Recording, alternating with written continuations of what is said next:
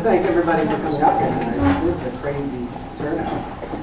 And I want to thank my colleague for such a great description of me and his story. I'm looking for a little payback here, and so you'll hear it. So what I got here basically is, as the web editor and a contributor to the Crime Page, my experience is a little different than his in terms of the intensity. A little louder? They're asking for it. Okay. My experience is a little different in regards to his, because I don't have the same pressure to come up with a story every day. It's kind of contributes to things and such.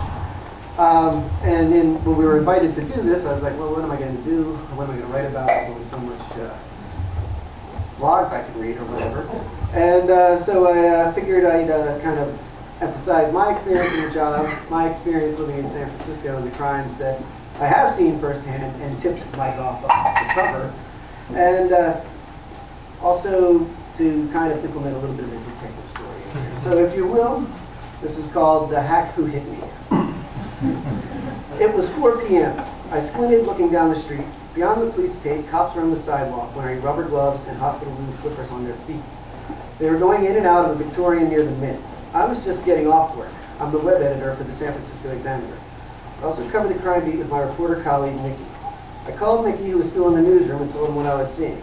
I was helping Mickey look good again. I shrugged and went home. My neighborhood can be rough sometimes. I finagled my landlord to drop $100 off my rent after a fatal shooting happened on my doorstep. Who says crime doesn't pay? It definitely pays for Mickey, I thought. He gets his big fat face on the Crime Page every day. Mickey's all right, I said. He's just doing his job. I walked into my apartment and poured myself 2 fingers of whiskey on the rocks. I went to my living room, turned the stereo on, and sat down. I put my drink on the coffee table and lit up a cigarette.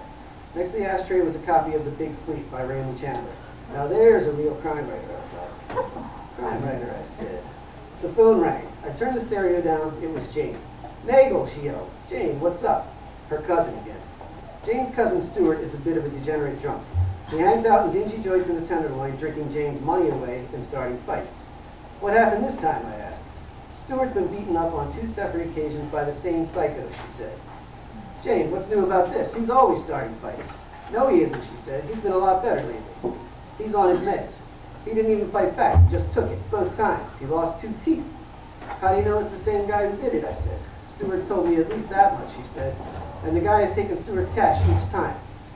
Shit, I'm sorry, Jane, but what do you want me to do about it? I want you to help me find out who did this to my cousin, she said. Find him, and then what, I asked. I don't know, turn him over to the cops or something? You're Mr. Crime Writer these days, you tell me, she said. Look, I just read up incidents from police reports. I'm no detective or anything, I said, but suddenly excited by the prospect. Just come with me to the bar and we'll ask some questions. You can be my muscle. Yeah, sure, I said, but who's going to be mine? Nagle, please, she said. I won't let anything happen to you. We hung up and I went about my business. I had to wash some dishes and make some dinner before Jeopardy came on. The final Jeopardy category was comic book characters. The answer was, who is Captain America? God bless America, I thought. The next day at work, I found out from Mickey that a man had been stabbed to death in my neighborhood. That was the crime scene I saw. The victim's friend had gone to his house looking for him since he didn't show up to work. Saw someone lying on the ground through the window and called the cops. While Mickey was patting himself on the back for the story I gave him, I scoured the police reports for other news. Turns out while I was half drunk watching the latest episode of Dexter, a store on my block was robbed. 6 young men tied up the merchant and robbed the place. I wrote about the brutality for our law and disorder blog at sfexaminer.com. There's my It ran in the paper as a brief. After work, I arranged to meet up with Jane at the bar where Stuart got his ass whooped. Jane was not there when I arrived. I lit up a cigarette to wait and staked out the bar. The bar was on the corner of Bush and Taylor Streets. It didn't look open. It looked like it hadn't been open in years. But then the door opened and a scraggly man walked out. He had shoulder-length, brown, unkempt hair. He was tall and lanky, wearing a stained and faded blue t-shirt with a pocket on the front. Through the hole in the pocket, I could see he smoked Lucky Strikes. He was wearing tattered, paint-stained jeans. He had a hard face. I was wondering if he was a thug that's terrorizing Stuart. You looking at something, he grunted. No, man, I'm just smoking, I said. Yeah, well, smoke looking that way, he said, pointing behind me. Right, I said, and then he left up Bush Street. What a dick, I said. I'd be glad to turn him into the cops. I pulled out my cell phone and called Jane. Where are you, I asked. I've been here for 10 minutes. Sorry, Nagle, I'm running behind. The toilet's overflowing again, she said. I won't be there for at least another 20 minutes. What a mess. I laughed cynically. Yeah, it's really funny, she said. Go in and check the place out. Get us a seat. Great, I said. Have a drink of some thuggish goon. Sounds real promising. Nagle, please. You'll be fine. She hung up. Screw it, I said, and went in. Jesus Christ, was the place dark. Getting seats was not going to be a problem. Except for the bartender, the place was empty. 12 stools sat along the length of the bar. What a dump. I half expected Charles Bukowski to come out of the bathroom, his face bruised, a huge black eye, hollering about some woman or another. Behind the bar, the faded yellow lights were just enough to make out the ghastly features of the bartender. He was a tall, thin man, gaunt-faced, peppered with pockmarks. He had thin, wispy strips of grayish blonde hair. Underneath were deep sunken eyes that sang tunes of woe, and he had a big, bulbous nose. He wore a permanent sneer. Hey, I said, how's it going? What can I get you, he asked. Let me get a shot of whiskey and a beer, I said. You got Sierra on tap? Don't got nothing on tap, just bottles. Miller and Budweiser, he said. Okay, let's make it a Bud then, I said. King of beers, right? He just looked at me, sneer firmly locked in place, and went for my drinks. $7, he said. I paid him and raised my shot glass and toast and down. It was well whiskey. It did not go down well. I coughed and choked a little. The bartender's sneer relaxed into a smile for a split second. Jane's gonna owe me big time for this, I thought. Well, here we go. Hey, you know a guy named Stewart who drinks here, I asked. What's it to you, he asked. Nothing really. He's a friend's cousin, and he says he's been beat up pretty badly here twice. You know anything about that? Oh yeah, him. I know him. He said. I was hoping after the beating he'd stop coming here, but God forbid something I hoped for come true. Amen, brother. So what happened? He went on to tell me that some nut he sees in here from time to time was all excited about something and proceeded to buy shots for the house. The big spender got off easy with 3. Stewart didn't drink his for some reason and insulted the buyer, who then proceeded to beat Stewart up and take his money. The second time it happened, the bartender was good enough to actually call the cops, but the nut was gone before they arrived. Can you tell me what he looked like, I asked.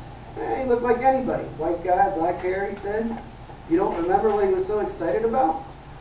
Something to do with the news. Look, I don't know. I wanted both of them bums out of here, that's all, he said. You done with the questions? Yeah, sure, I said. Then the darkened tomb of the bar was pierced with sunlight. As I turned around, I saw Jane's sweet silhouette wander through the door. Has he been here, she asked. Oh, yeah, I said. Hey, barkeep, has that nut been here today? As a matter of fact, he has, he said. Left a little while ago. The guy with the paint-stained shirt and pants, I asked excitedly. I really don't remember his clothes, he said. I saw this guy leave when I got here, I told Jane. He was a real thug. Yelled at me for just looking at him. Oh, Nagle, she said. He went up Bush Street. You want to go look for him? Let's have a shot first, she said. Okay, let's steer clear of the well whiskey, I said. Bartender, 2 shots of Jameson. We drank and went up Bush Street. The scraggly man was long gone. After deciding to try again the next day, we called it quits. I got home just in time for Jeopardy. The final Jeopardy category was crime fiction. The answer was, what is the Maltese Falcon? The next day, I woke up for work groggy, tired, and confused. Like any other day. Except that day, I woke up and saw news vans, police cars, fire engines, and the corner taped on. I turned on the TV as I got ready, but they were only talking about the weather on the news.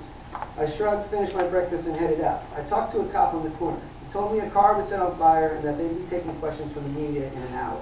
I went to work and handed Mickey another scoop. He headed to the scene. I waited for his call.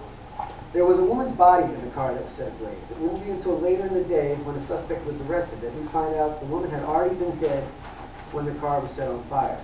The cops said the suspect they arrested had strangled his girlfriend to death in Sacramento and drove her dead body on I-80 all the way to San Francisco, to my neighborhood, where he set the car on fire and fled. Jesus Christ, I thought.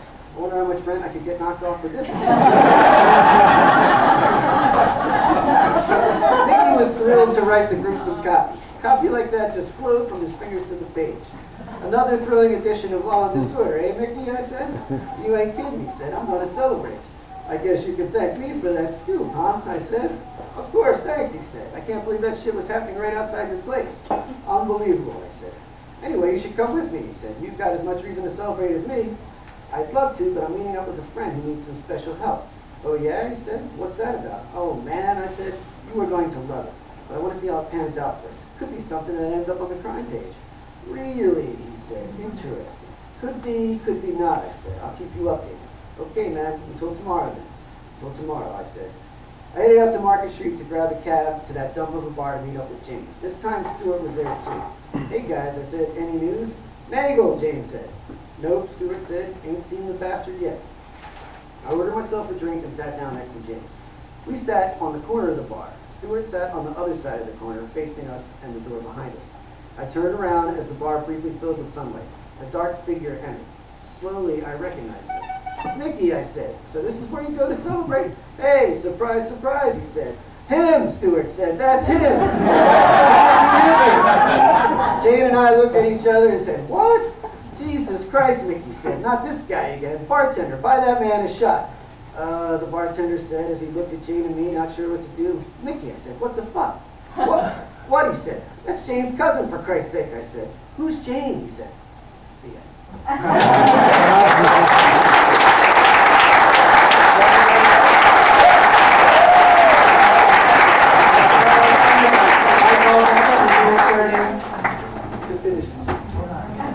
Or to